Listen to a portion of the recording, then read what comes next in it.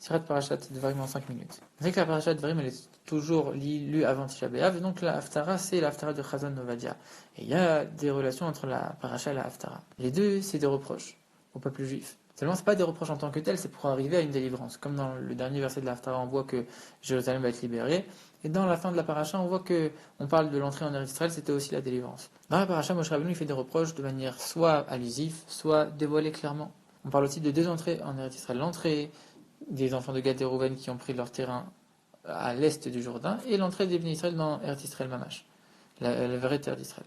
On voit aussi dans l'Haftara plusieurs types de reproches. On dit les fautes qui vont se transformer comme la neige, qui vont blanchir comme la neige, et les fautes qui vont blanchir comme la laine. Dans la paracha aussi, on parle de blanc. Quand Moshe Rabbeinu il fait des reproches de manière allusive, il parle de plusieurs endroits, et il dit la vanne, le blanc, ça fait allusion à quoi? À l'épisode où les Bnei Israël ils ont critiqué la manne. Et la manne qui était blanche, alors on fait allusion à ça. De la même manière, Moshe Rabbeinu fait un reproche aux enfants de Gad et Rouven qui n'ont pas voulu rentrer, qui ont voulu rester de l'autre côté du Jourdain. Parce que comme ils avaient beaucoup de troupeaux et là-bas il y avait beaucoup de pâturage, ils ont voulu rester. Mais pourquoi ils avaient beaucoup de troupeaux? Parce que eux ils voulaient manger que la manne, ils voulaient pas manger le bétail qu'ils avaient. Du coup ils avaient énormément de bétail. Maintenant, quel rapport tu es en train de me dire la manne?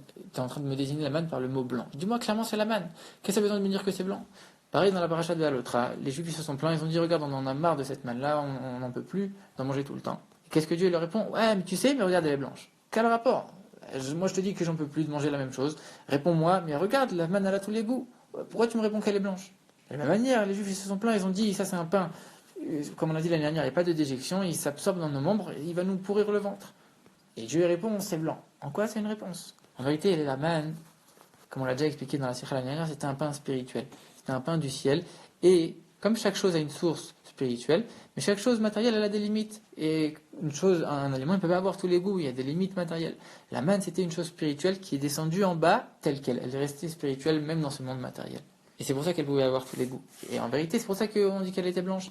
Le blanc, ça représente la spiritualité. Donc tout le monde voyait et ressentait que c'était un pain spirituel et qui venait du ciel.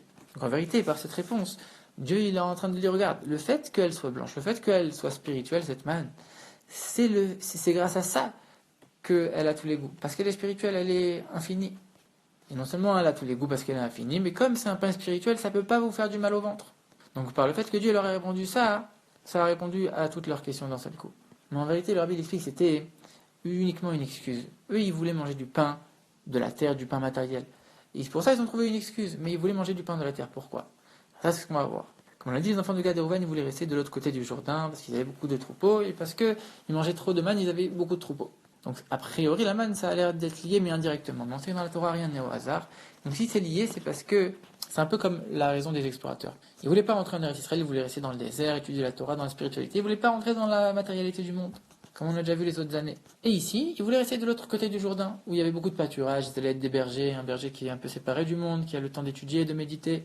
Et ils voulaient continuer à manger de la manne, etc. Alors c'est vrai que c'est lié, mais comment tu peux comparer? Les explorateurs, ils ont fait une vraie faute. Eux, ils ont quand même fait tout ce qu'il fallait. Ils ont fait les choses dans les règles. Parce qu'en vérité, il y a quand même un point commun, c'est quoi? La manne, le but, c'était pas juste qu'un pain spirituel, il descende, c'est tout. Il était là pour élever et raffiner les gens. Quand quelqu'un mangeait de la manne, il se raffinait. Et plus que ça, les autres choses qu'il mangeait après, elles étaient raffinées par le fait qu'il les mangeait avant de la manne.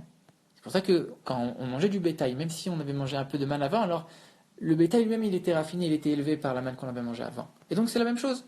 Eux, ils ont voulu manger que la manne sans manger le bétail. C'est un peu la même chose que les explorateurs, ils ont voulu rester dans le désert sans rentrer en Eretz Israël. Le monde, il a été créé pour faire une demeure pour Dieu, et toi, tu te retiens, tu te sépares du monde. C'est un peu le même concept. La chose, elle a été créée pour un but, et toi, tu t'arrêtes à l'étape d'avant. Tu fais pas le but pour lequel ça a été créé. Par ça, on va comprendre toutes les allusions. Pourquoi Moshe, il y a des reproches qu'il a fait de manière allusive. Et par ces reproches-là, c'était le reproche sur le fait qu'ils ont critiqué la manne. On dit la manne, c'est le pain spirituel, ça représente la profondeur de la Torah. Le pain, c'est la Torah. Le pain du ciel, c'est la chassidoute, la partie profonde de la Torah. Et le pain de la terre, c'est la partie dévoilée de la Torah. Et comme c'est la partie profonde de la Torah, ça fait appel à des forces profondes, des forces qui sont a priori cachées dans l'homme, des forces qui sont au-dessus de l'intellect, qui sont cachées. Et donc du coup, Moshe Rabbeinu lui a fait des reproches de manière cachée, de manière allusive. Et quand les enfants de Gad, ils n'ont pas voulu rentrer en Eretz Israël, ils n'ont pas voulu manger du pain matériel, ça c'est la partie dévoilée de la Torah, c'est les forces dévoilées de l'âme, alors ça, il a été obligé de faire un reproche de manière dévoilée. Et ça correspond aux deux entrées en Eretz Israël, comme on l'a vu.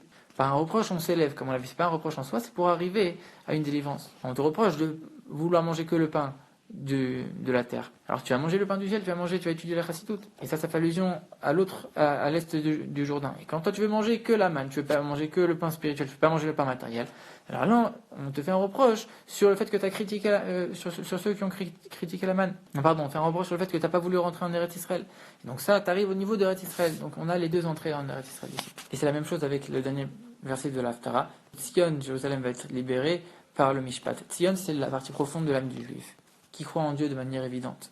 Malgré tout, c'est une émouna qui n'est pas intégrée dans l'intellect. Et donc elle ne se maintient pas. Et pour la maintenir, il faut, pour la sortie d'exil, pour la maintenir, cette émouna, il faut, c'est Bémishpat, par l'étude de la Torah. Mais ça, c'est seulement une délivrance individuelle. Pour avoir l'ensemble de la délivrance en sortant d'exil, ça c'est Veshaveh Abitzdaka, et les prisonniers par la Tzedaka. Tzedaka, ça fait référence à l'ensemble des mitzvot qui sont là pour raffiner l'ensemble du monde et le sortir de son exil. Ça suffit pas de sortir de Tzion, c'est une délivrance individuelle, la profondeur de son âme. Mais il faut aussi délivrer l'ensemble du monde de son exil. Et c'est pour ça qu'on lit ça avant Tisha B'Av, parce que ces jours-là ils vont être transformés en joie, et tout cet exil-là il va être transformé en délivrance avec la venue de Mashiach.